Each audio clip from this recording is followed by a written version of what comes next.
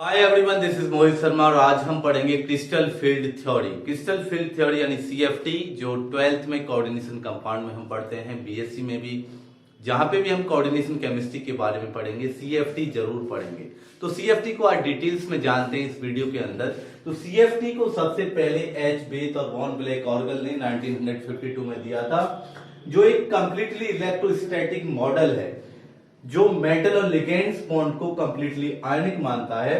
इसमें इस थ्योरी में जो लिगेंड्स एनायंस होते हैं वो पॉइंट चार्ज की तरह वर्क करते हैं, मेटल के चारों पॉइंट चार्ज के रूप में, और जो न्यूट्रल होते हैं वो एक पॉइंट डाइपोल की तरह वर्क करते हैं, और जिनमें नेगेटिव जो उसका हिस्सा है वो हमेशा मेटल की ओर होता है।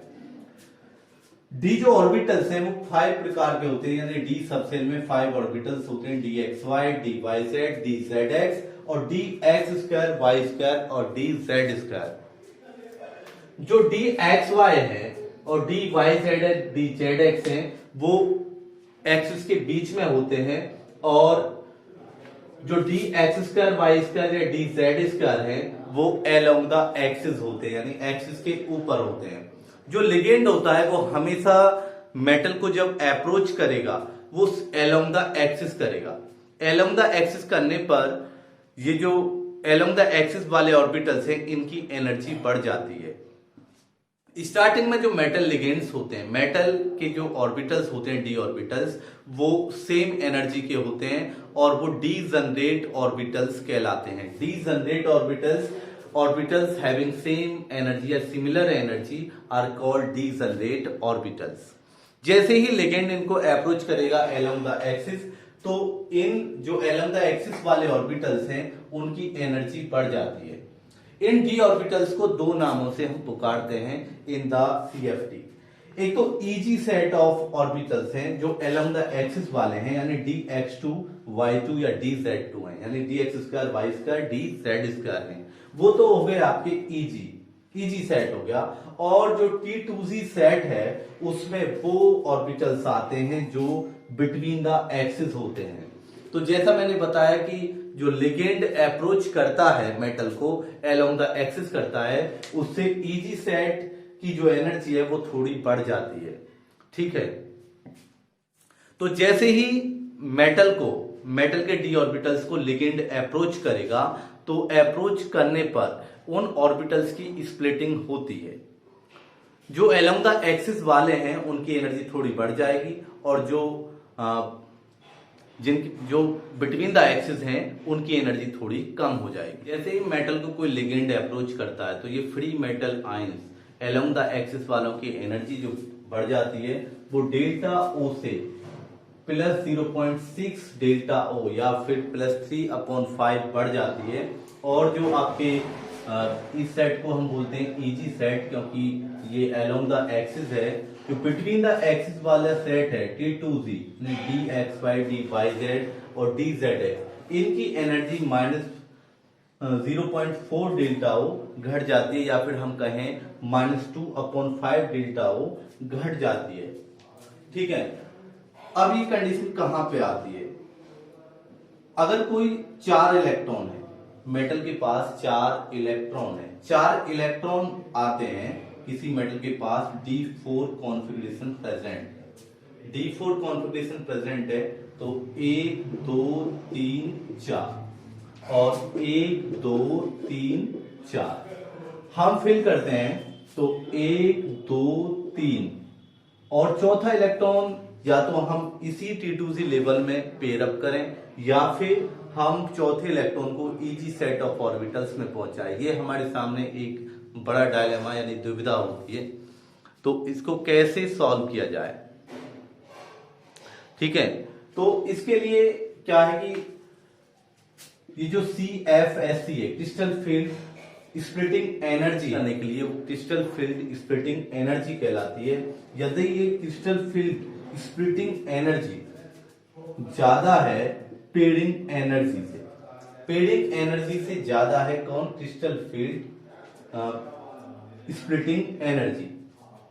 तो पेयरिंग होती है, क्योंकि पेयरिंग एनर्जी कम है, तो एक ऑर्बिटल में इलेक्ट्रॉन आ जाएगा। और ऐसा अक्सर होता है स्ट्रॉन्ग लिगेंड में, कहाँ पे होता है, स्ट्रॉन्ग लिगेंड्स के अंदर होता है, और स्ट्रॉन्ग लिगेंड्स इसीलिए ही लो स्पिन कॉम्प्लेक्स कहलाते हैं, लो स्पिन कॉम्प्लेक्स कहलाते हैं।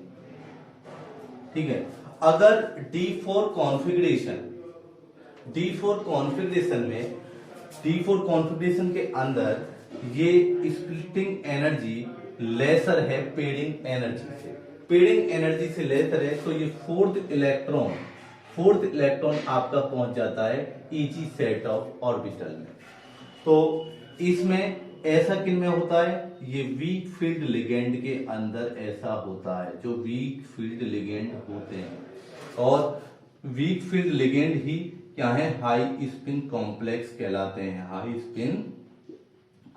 कहलाते हैं, इनके लिए अगर इलेक्ट्रॉनिक कॉन्फ़िगरेशन की हम बात करें तो वो क्या आएगा, T2Z में कितने इलेक्ट्रॉन्स हैं, 3 इलेक्ट्रॉन्स हैं, T2Z3 EZ1, और जो स्ट्रॉन्ग लिगेंड्स हैं जिनमें splitting energy is greater than pairing energy, उनके अंदर ये क्या होता, वो हम पहले भी देख चुके हैं कि ये इलेक्ट्रॉन कहां पे शिफ्ट होता, यहीं पर ही शिफ्ट होता T2Z लेवल में, और इनके लिए इलेक्ट्रॉनिक कॉन्फ़िगरेशन क्या होता, T2Z4 EZ0।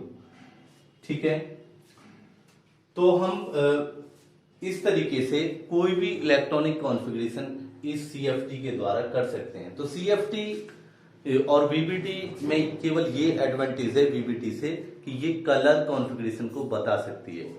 जब इलेक्ट्रॉन T2Z लेवल से EG में जंप करते हैं और वहां से लौटते हैं तो रेडिएशन निकालते हैं। इस रेडिएशन, यही रेडिएशन कलर देता है। कैसे, T2Z से कोई इलेक्ट्रॉन चलेगा इजी लेवल के लिए तो वो एनर्जी एब्जॉर्ब करेगा, और विजिबल रीजन से एनर्जी एब्जॉर्ब करने के बाद फिर उस एनर्जी को निकालेगा, उससे अलग अलग कलर्स आएंगे, तो इसी को हम कहते हैं DD ट्रांजिशन। तो ये था आपका CFT का d ऑर्बिटल्स की टेट्राहेड्रल क्रिस्टल फील्ड में जो स्प्लिटिंग होती है वो ऑक्टाहेड्रल कॉम्प्लेक्स से थोड़ी कम होती है। डेल्टा T जो CFSE है, जो CFSE for tetrahedral crystal field के लिए है, क्रिस्टल फील्ड के लिए जो स्प्लिटिंग एनर्जी है वो 4/9 डेल्टा O है। इसको आप अगर सॉल्व करें तो ये लगभग 0.45 ऐसा समथिंग आएगा। तो ये केवल डेल्टा T की जो स्प्लिटिंग है वो डेल्टा O से कम होती है। इसमें क्या है कि जो CFSE है, जो क्रिस्टल फील्ड स्प्लिटिंग एनर्जी है टेट्राहेड्रल क्रिस्टल फील्ड में, उसमें हम देखते थे कि ऑक्टाहेड्रल कॉम्प्लेक्सेस में जो EG सेट था अलोंग द एक्सिस था, उसकी एनर्जी ज्यादा होती थी क्योंकि लिगेंड अप्रोच करता था अलोंग द एक्सिस। ठीक है, और इसमें एनर्जी ज्यादा होती है जो बिटवीन द एक्सिस होते हैं उनकी एनर्जी ज्यादा होती है। ठीक है, इसके लिए रूल्स वही हैं जो सेम है, और केवल इन्वर्टेड हो जाती है एनर्जी इन्वर्टेड हो जाती है, और सेम रूल्स हैं, और आप इनसे इलेक्ट्रॉनिक कॉन्फ़िगरेशन कर सकते हैं। जो कलर का मैंने बताया, कलर के लिए DD ट्रांजिशन रिस्पॉन्सिबल होता है, मतलब जो EG लेवल से। अब इसके लिए अगर हम बात करें टेट्राहेड्रल में, तो इलेक्ट्रॉन E से ट्रांसफर होगा T2 में। तो यहां पर आप नोटिस कर रहे होंगे कि मैंने कोई G सबस्क्रिप्ट नहीं लगाया है, तो G सबस्क्रिप्ट हम वहां लगाते हैं, टेट्राहेड्रल में इसे नहीं लगा सकते क्योंकि टेट्राहेड्रल कॉम्प्लेक्स के अंदर सिमेट्री नहीं होती है, सेंटर ऑफ सिमेट्री नहीं पाई जाती है। जहां सेंटर ऑफ सिमेट्री जैसे स्क्वायर, प्लेनर है, ऑक्टाहेड्रल है, वहां सिमेट्री पाई जाती है, तो हम G सबस्क्रिप्ट का यूज कर सकते हैं। तो क्रिस्टल फील्ड थ्योरी का हम कहाँ यूज कर सकते हैं, तो क्रिस्टल फील्ड थ्योरी हम कलर बताने में, मैग्नेटिक बिहेवियर बताने में, ज्योमेट्री बताने में, इलेक्ट्रॉनिक कॉन्फ़िगरेशन करने में हम इसका यूज कर सकते हैं। तो ठीक है, थैंक्स।